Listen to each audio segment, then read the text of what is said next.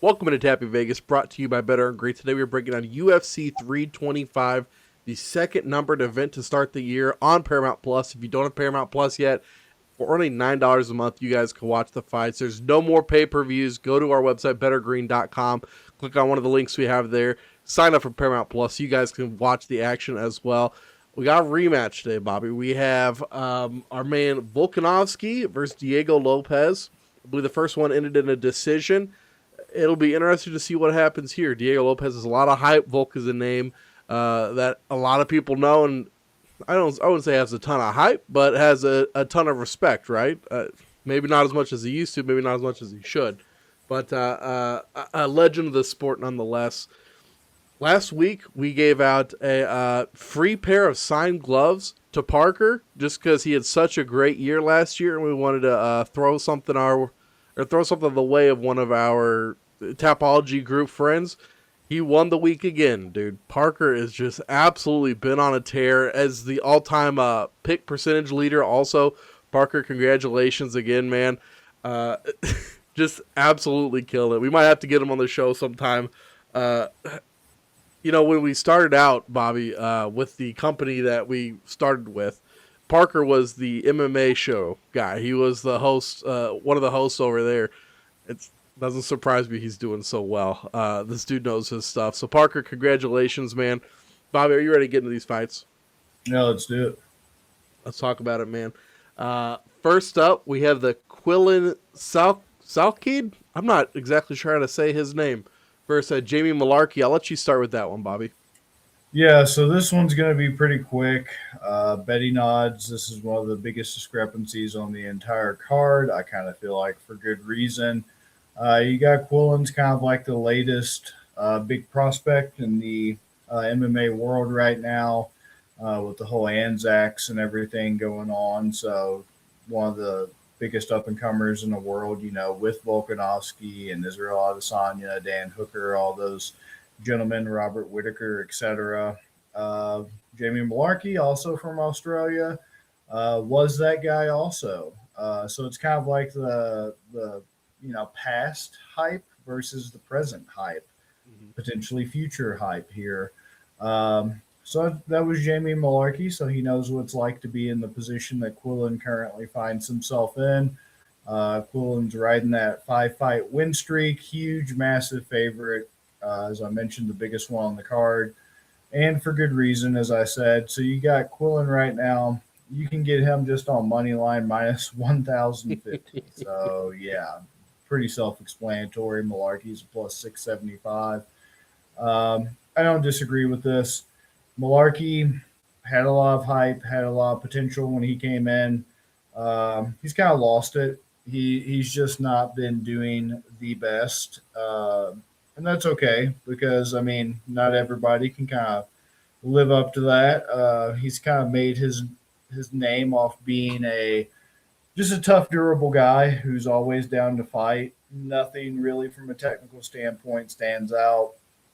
His last fight was in September. They started to kind of lower his competition level a little bit. Gave him a guy who doesn't even have a Wikipedia, Rolando Bedoya. Before that, he lost to Mauricio Hufi by TKO, no shame. Nazareth Hakbaras, TKO, no shame. Beat John Makdessi, a guy way past his prime in 2023. Just been pretty spotty since he came into the UFC in 2019. Not a super long career. Started off rough with 2 losses, 2 wins, a loss, 2 wins, a loss, a win, just kind of alternating. Uh, Especially now since his durability was his main thing. He's kind of losing that. He started off with 2 decision losses, but now his past 4 losses have all come by TKO. So for a guy who's making a career off of longevity and trying to be granite chin, it's already starting to look a little bit cracked, and that's not good. I mean, he's not old at all. He's only 31. And for lightweight, that's not super old. It's not even like he has a lot of miles, 18-8. So it's pretty sad to kind of feel like we're already at a point now where Malarkey's UFC career could be potentially coming to an end when he's not that old and hasn't had a lot of fights. But I mean, it is what it is. This is a pretty brutal sport, and Quillen's the next guy making a name off of Jamie Malarkey. So it's just kind of the nature of the beast. Quillen's only been in the UFC since 2024 when he came in off the Contender Series. His last win was Nazareth Hakbaras KO TKO round one, October. So he's riding pretty high off that. Only been to decision once, not counting the Contender Series. A lot of power in his hands. I think this is a pretty great matchup for him. I think it's going to continue his trajectory climbing upwards. Malarkey's going to be more than willing to stand and bang with him. This isn't going to be a grappling fight. It's going to be all Quillen. I think he gets another KO, TKO. I think he'll get round two. I think Malarkey's tough enough to survive round one, but round two is when he gets it. What do you think? I don't have much to add. I also think that this is going to be Quillen. I don't have a whole bunch of reservations about it. It looks like on the Vegas side right now, 91% of bets on Quillen, 49% of the money. So everybody's in on him. 49% of the money. That's at minus 1,050 though. So it's like, come on, guys. I'm not looking at that huge sharp money on Malarkey, thinking that that's where I need to be. I feel like that's more people they see the value. You can get a plus 675 in a sport where anything can happen. If you got extra money, why not throw it on there? Other than that, I don't see the Malarkey being the sharp side here. I think this is a pretty easy Quillen win. Also, I would do KO with you, minus 145, and I actually think I took second round KO also with the Tapology picks this week. So it's funny to hear you say round two. Yeah, for sure. Let's talk about the next one. We got a heavyweight fight. We have Talson Teixeira versus Tai Tuivasa. And I left it on this page for people to see right now too, just because you'll always get these little parlay boosts, these little fun things to do. Aussie, Aussie, Aussie. You get Alexander Volkanovski to win, Tai Tuivasa to win, and Willen to win, plus 599. So they're giving you just some money lines for all those three. Take the Aussie boys. They never hit. They never hit. There's always one leg that misses. We just talked about Quillen. We both think he wins, so it's not going to be that one. It's going to be between Ty and Volk. I don't think Ty wins this, man. I'm on Teixeira here. 83% of bets, 59% of the money at minus 345. Once again, this is a heavyweight fight. Probably going to be a knockout. Let's see what those odds look like here. We have Tuivasa and Teixeira by knockout. See, it's nasty, minus 225, which is horrible, horrible, horrible number for a single method of victory for single fighters. So minus 225. You can get just the knockout, Bobby, for either one of these guys, minus 800. Just for this fight to end in knockout. It's just like, Jesus Christ. That's probably how this fight's going to go. I like to share in this one. Ty has been looking bad. His trajectory has just gone down, down, down. I know that people want to kind of hop on the Aussies for this one, but I don't see it happening for Ty. What do you think?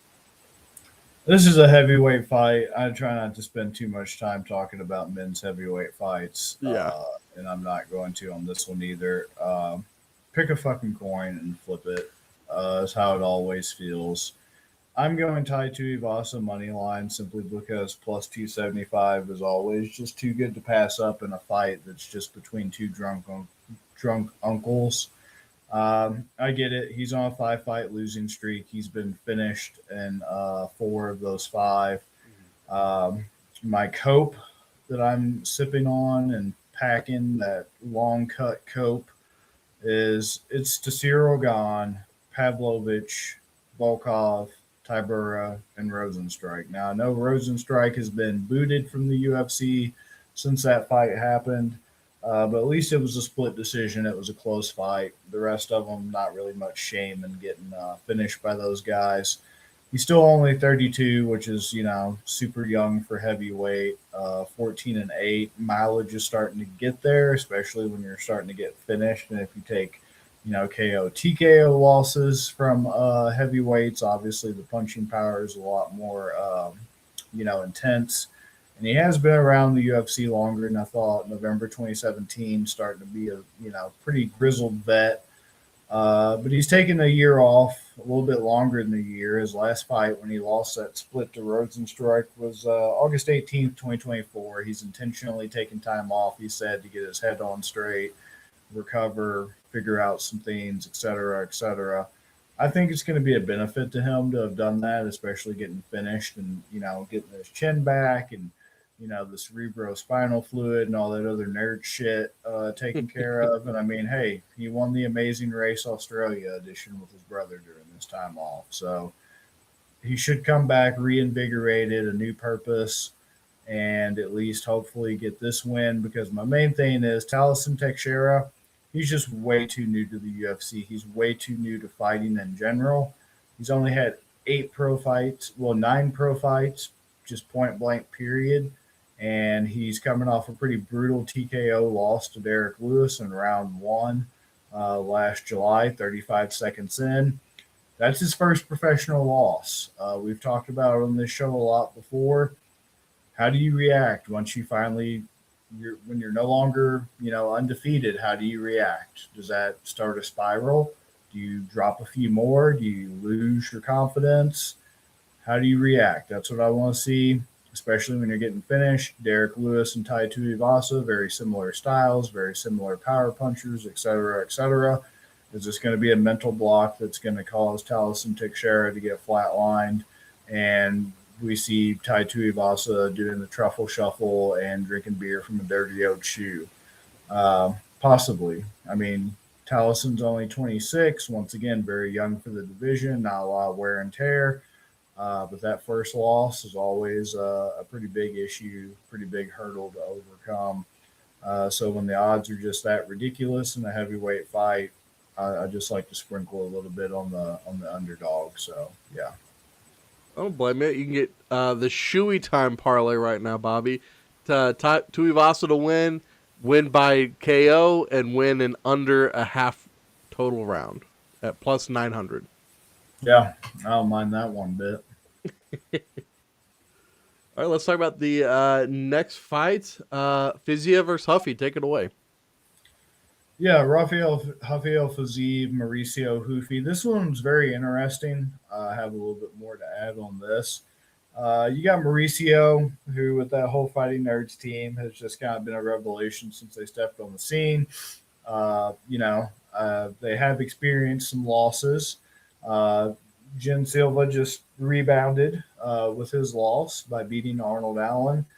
Hufi has lost, however, most recently to Benoit Saint-Denis, who we'll be covering here shortly. This past September, his second pro loss, and his second loss by finish in his pro career by face crank against Benoit Saint-Denis in round 2 in Paris. So some things that I like about Huffy is, once again, young, big for the division. He's 5'11" and it's lightweight, but man, he just looks physically bigger. I wonder how much weight he cuts, because that guy looks like he could easily probably be 180 pounds in that division, which is just insane against Benoit Saint-Denis, who's not a small young gentleman in his own right. Hufi just looked absolutely massive, in my humble opinion. Another thing I like about Hufi, getting that encouragement from seeing John Silva rebound will help him.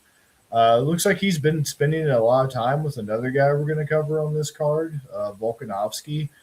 They've been hanging out a lot. He's been training with them, picking up some good stuff from them, and who better to learn from than the champion of any division.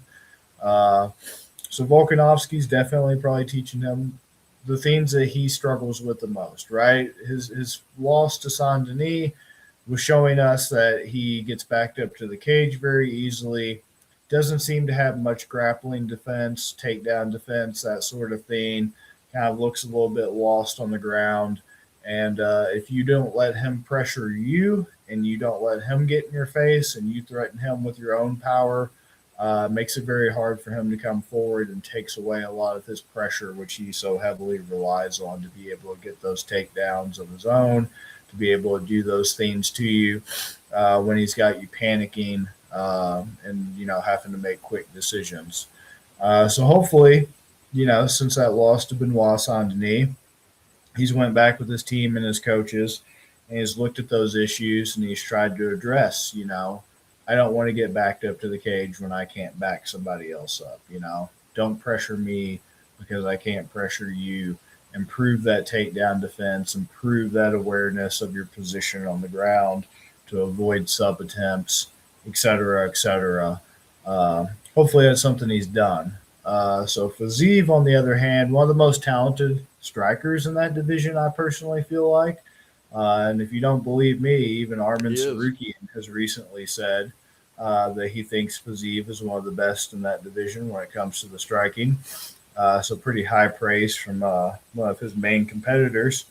So Fiziev's another guy, young, still has a lot of potential, extensive Muay Thai record, bronze world champion in Muay Thai, extensive kickboxing record. Um, Coming off a nice little fun fight against Ignacio Bahamondes by unanimous decision. He won that this past June.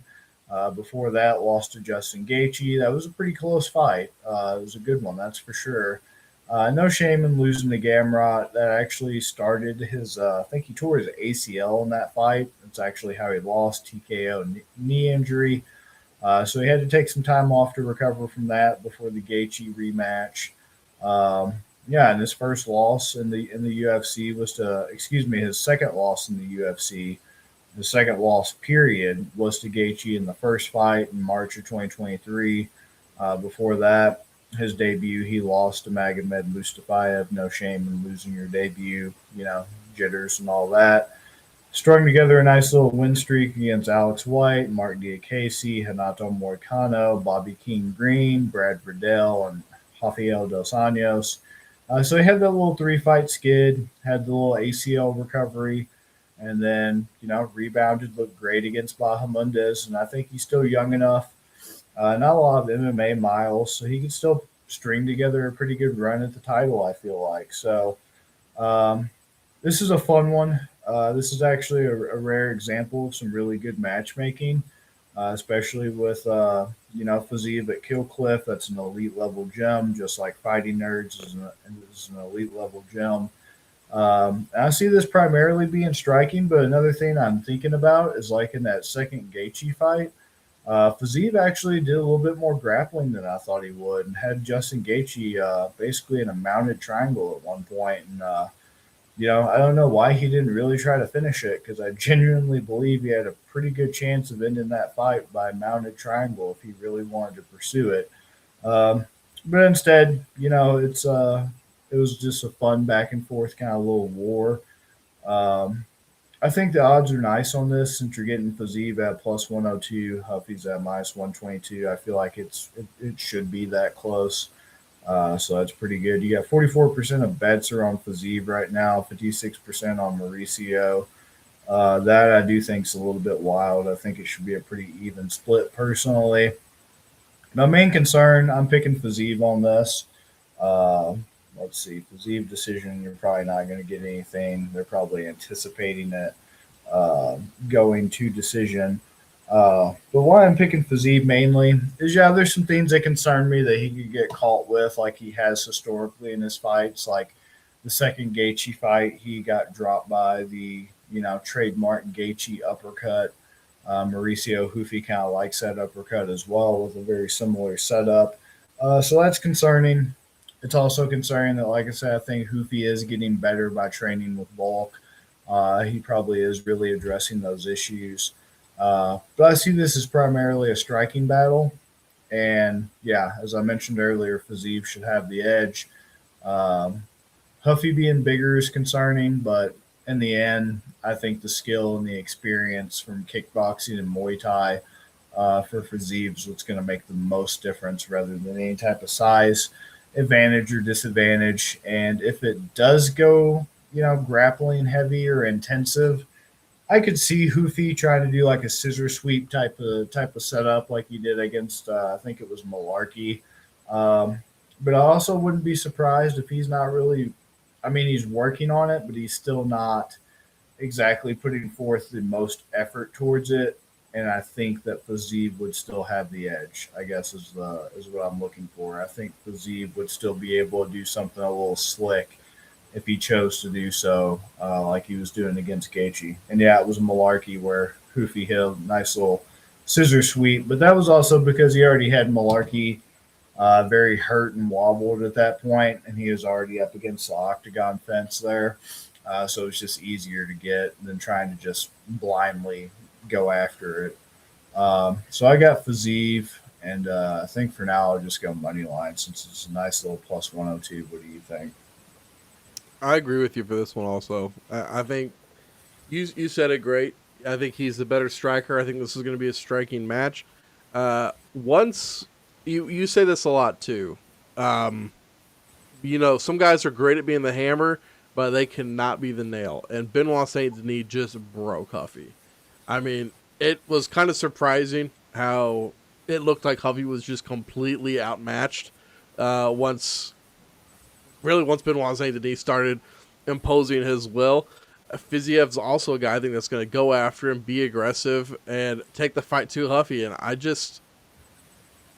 you got to have that dog in you, man. You have to weather the storm sometimes. And I don't know if Huffy can. I'm a little surprised to see him as a minus. Like, I feel like these odds should be like minus 110 for both. I really feel like this should be a coin flip. Right. Some people might. Like, I get people liking Huffy and his size, but I just feel like Huffy is just like Ignacio Bahamondes that Fiziev just beat.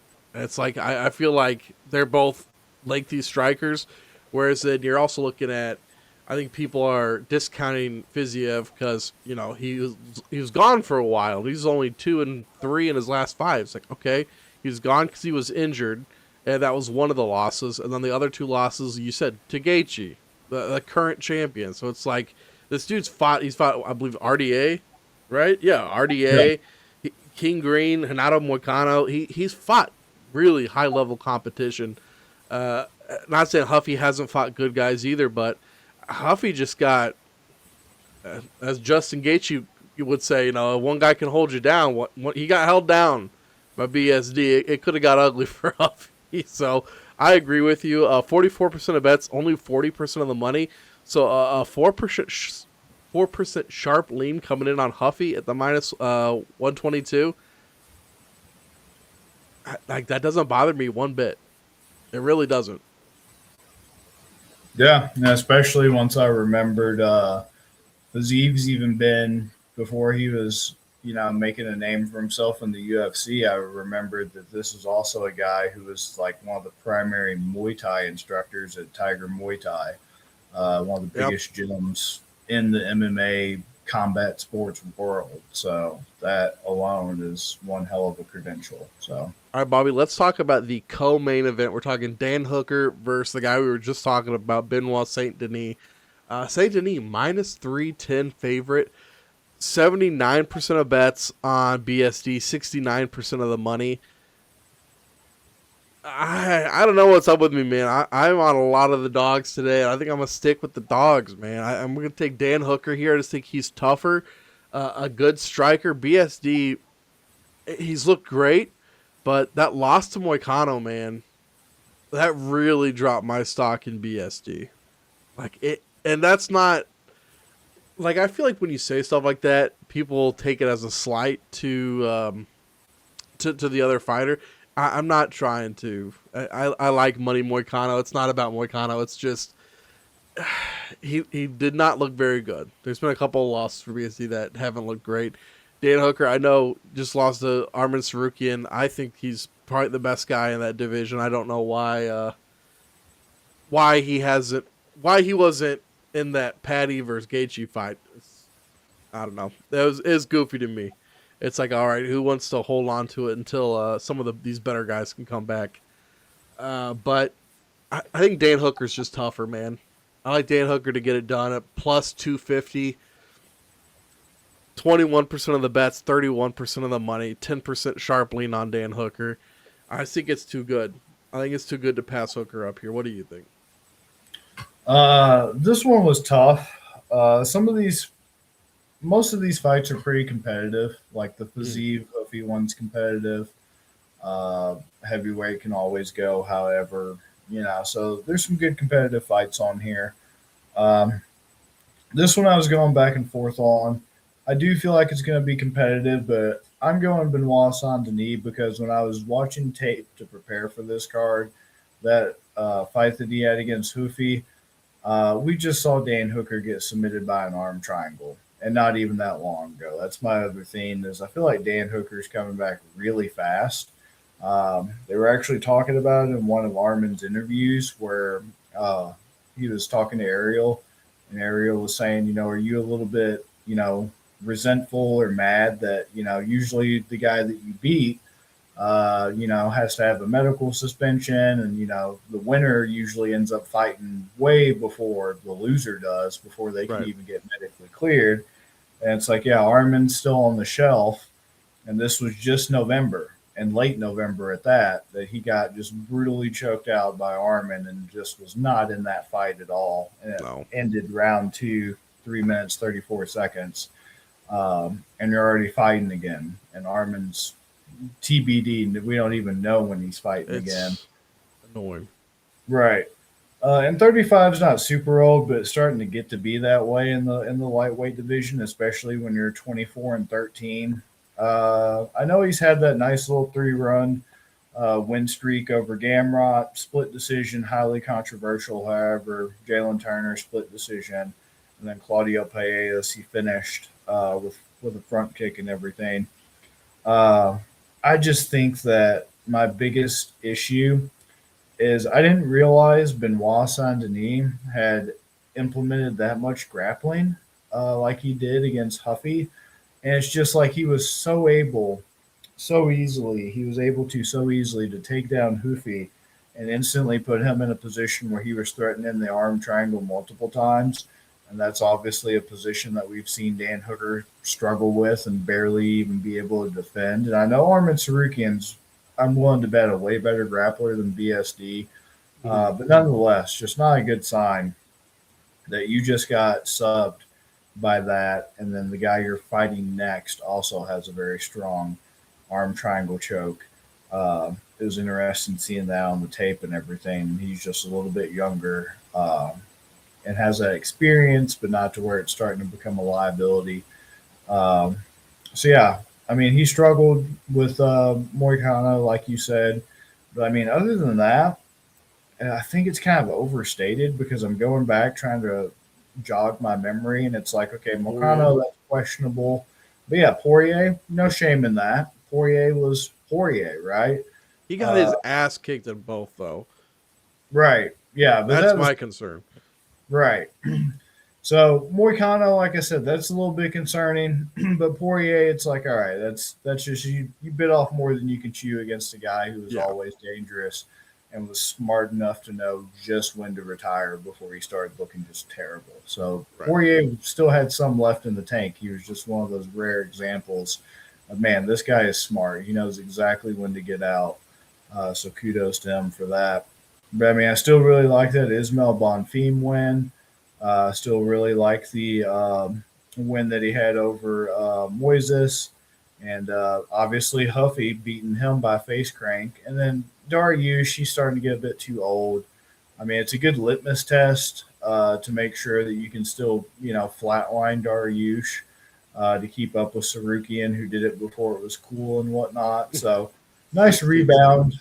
Right. Nice rebound, 3-fight win streak, all by finish, face crank, arm triangle. Kyle Prepolek, our boy. I was going to say, how can you even pick him after what he did to our boy? Yeah. Finished him with an arm triangle. I'm going BSD sub. I think he's Dan Hooker, man. It's time to hang it up. I know he doesn't have a plan. I know he doesn't have anything else going on.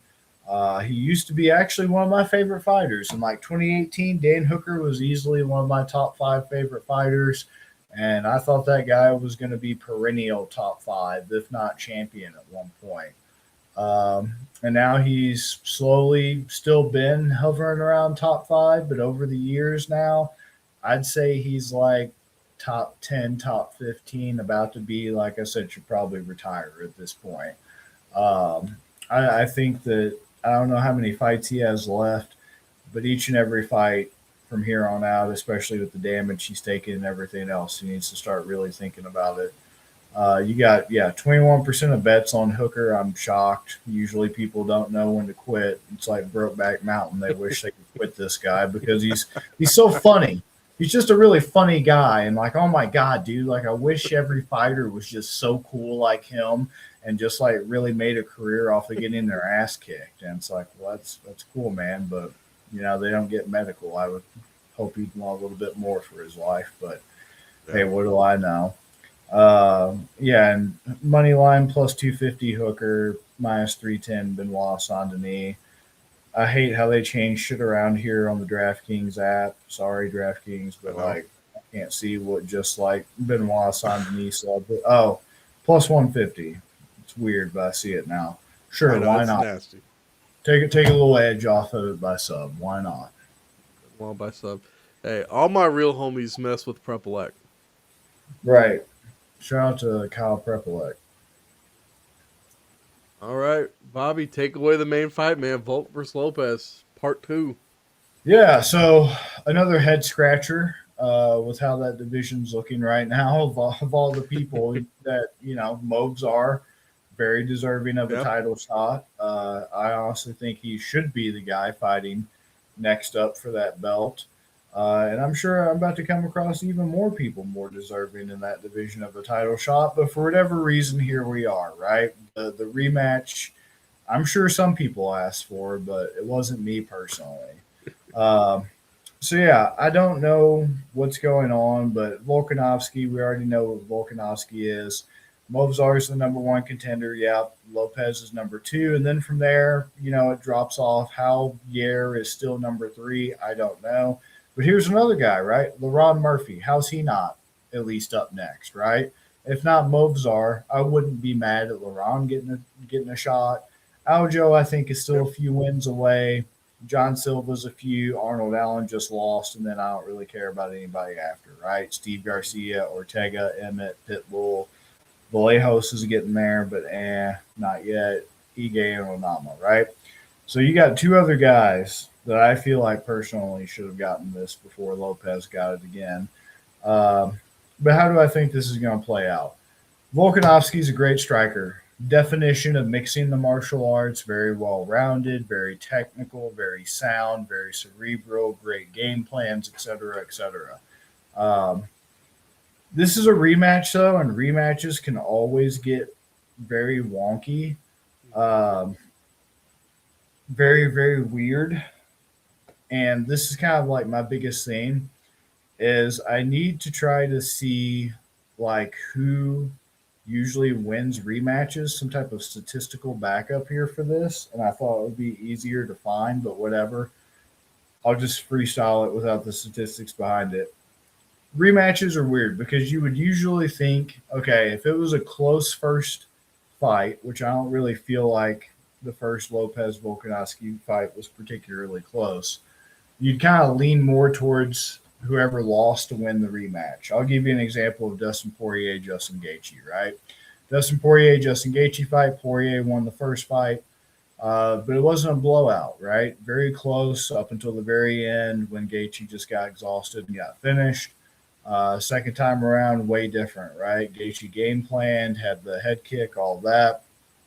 My biggest concern with that, though, in this fight is Volkanovski's already where he is for a reason. He's the champ for a reason, right? He's already got all this figured out. He already has a plan. He already has a strategy, everything else. The biggest thing that has caused Lopez problems and the direct reason why he lost the first fight is because he has a problem that I feel like is just a gym problem. And it's his whole gym, that Lobo gym out of Guadalajara, has terrible footwork. And they just can't ever apply proper pressure and like cut off the ring. because you see it with Alexa Grasso, who trains out of that gym. You see it with Irene Aldana, and you see it with Diego Lopes. So that's a gym problem, not just a Diego Lopes problem.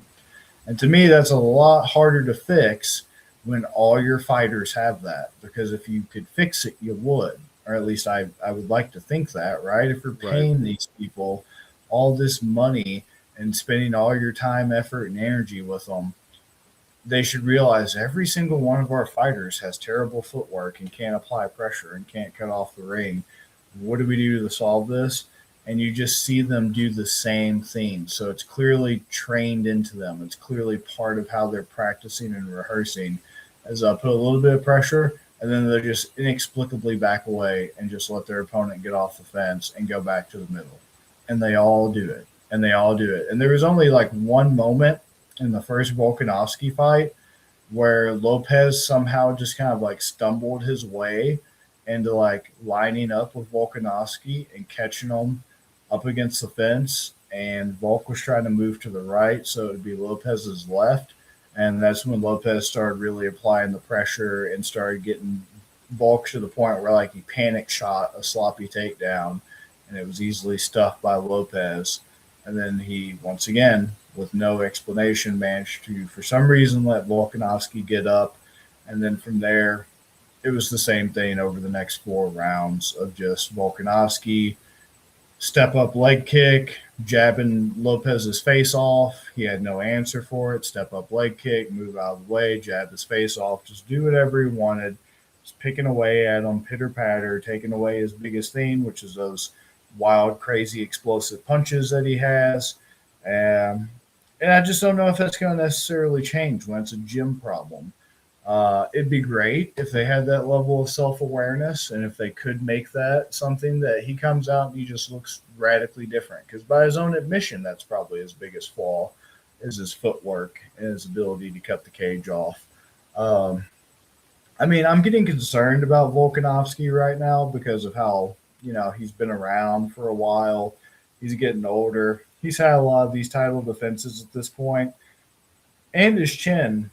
Your chin doesn't last forever. We talk about it all the time. Your chin, with every time you get knocked out, every time you take a hit, it's 1%, 0.5%, whatever, just a little bit worse each time. And 37 at 145, starting to get pretty old for that division. You're starting to have a lot of that mileage, a lot of that wear and tear. I know he's only lost to the elite of the elite guys in the past few years, right? Like Taporia, but it was a KO. Islam, and it was a KO, and then the Islam decision. I get it. And before that, he had not lost since he was at the wrong weight class fighting at welterweight, early on in his pro career in 2013. I get that. It's only the elite guys, and it's only 2 of them that he's lost to. But it is getting a little bit worrisome. I think this particular fight, this is a good fight for him to still come out on top, though. There'll definitely be some adjustments made by both guys, right? Because Volkanovski's just as smart, just as aware of what, he's still the type of guy, even though he won, he's smart enough to know that there's still things to improve on and there's still things to work on and to get better at and to take away from a win and a loss. But I just think he's able to do it again. Lopez is exciting. He's still young. He'll still have his shot and his opportunity. But until he fixes that issue, and that might be something, unfortunately, maybe he's outgrown his gym. He might have to also deal with that problem where sometimes these talented fighters, they don't want to. They have this nice sense of loyalty, but it's a bit misguided. And they have to go somewhere else to get better and to really unlock that next level that maybe will be Diego Lopes. Because that's just something very hard to fix when it's a cultural thing, when it's part of the culture of your gym and not just a individual mistake. Unless you're bringing in some super specialist, that still also doesn't really move me too much because like your fight prep is however many weeks. And it's like, yeah, you can definitely make progress in takedown defense or striking or whatever over the course of a fight camp if it's 9, 10 weeks, whatever. But you're still just not going to ever get to that level that that person's already on, right? That's where people went wrong trying to fight Habib and Islam. Yeah, you can work on your grappling and your takedown defense, but maybe you should try something just a little bit different as compared to these, guys who've been doing it their entire lives. Um, so yeah, it's concerning with Volkanovski being as old as he is, with his chin and everything.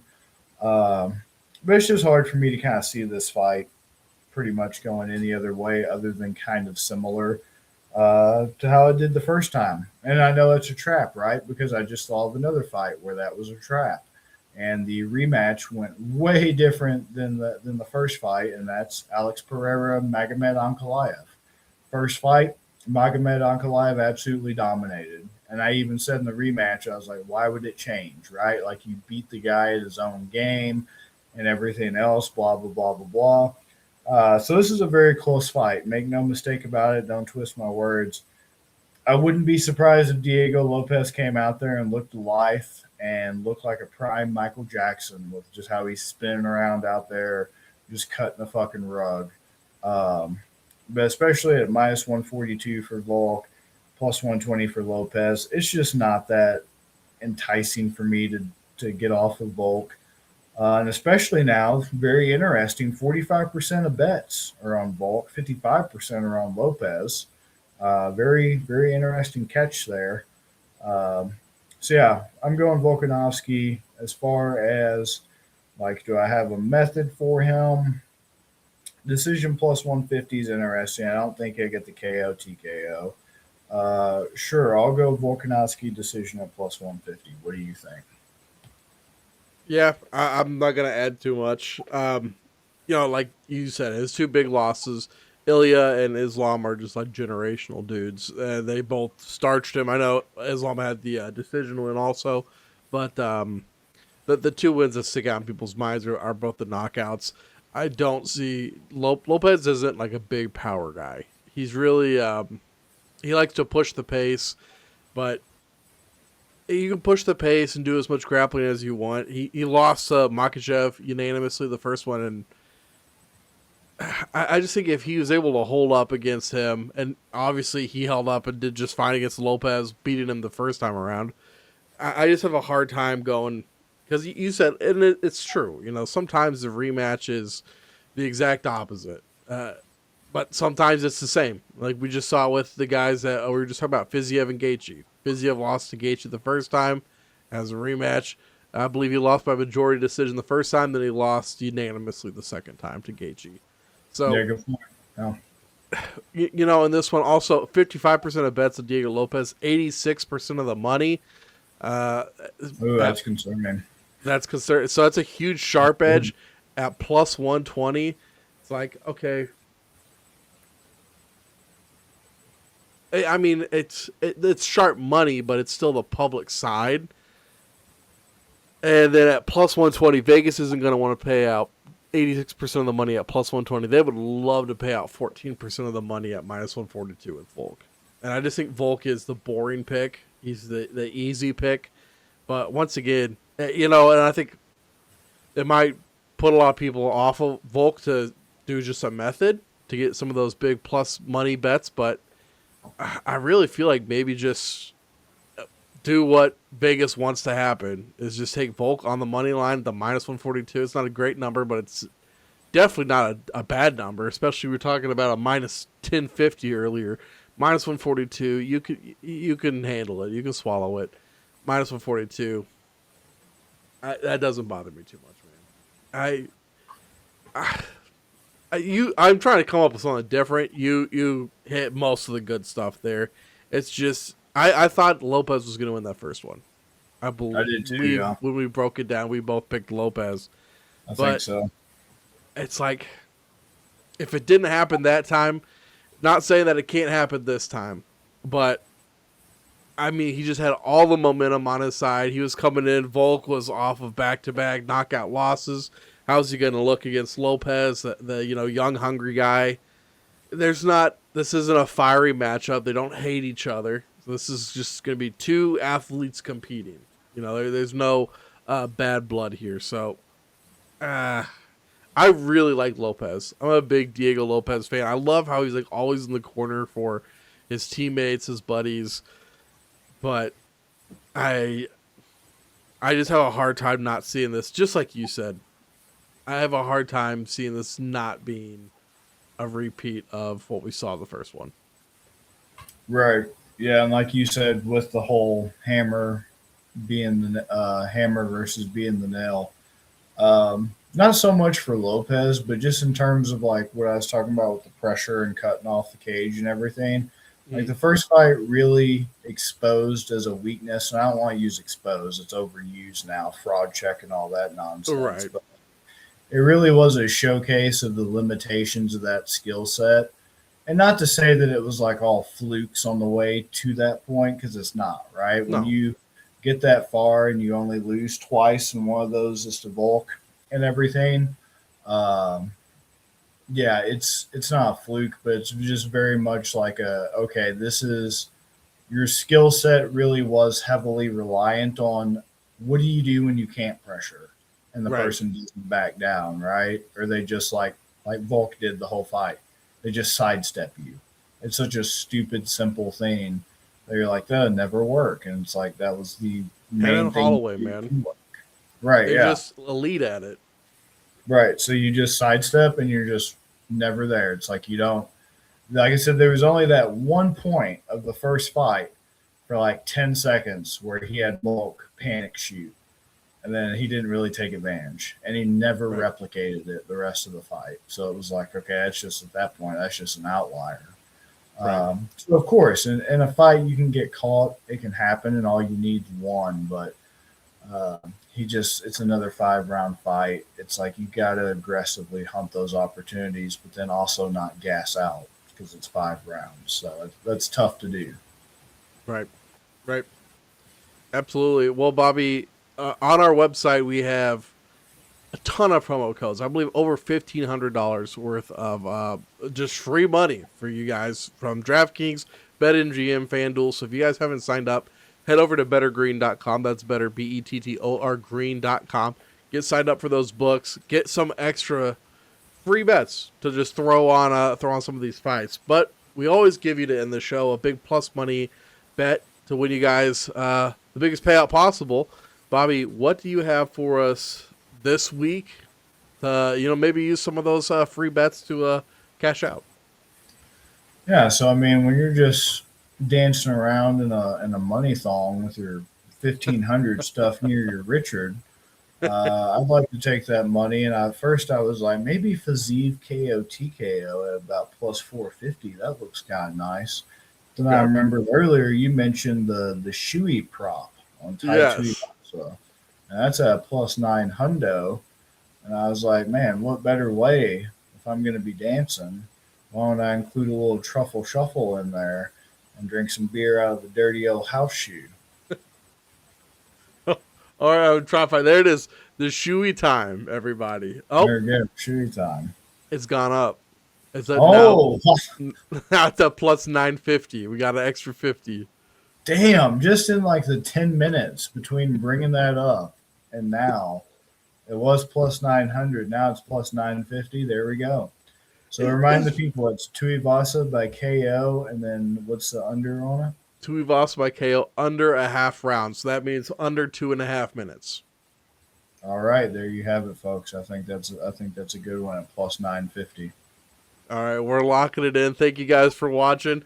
We break down every single UFC card. So if you haven't yet, please make sure you subscribe so you guys get all of our videos in your feed. We break down all sports too: football, basketball, baseball, of course, this UFC MMA. And if you haven't joined our Tapology group, make sure you do that also. Give this video a like, and we will see you guys in the next episode of Tapping Vegas. Peace, guys.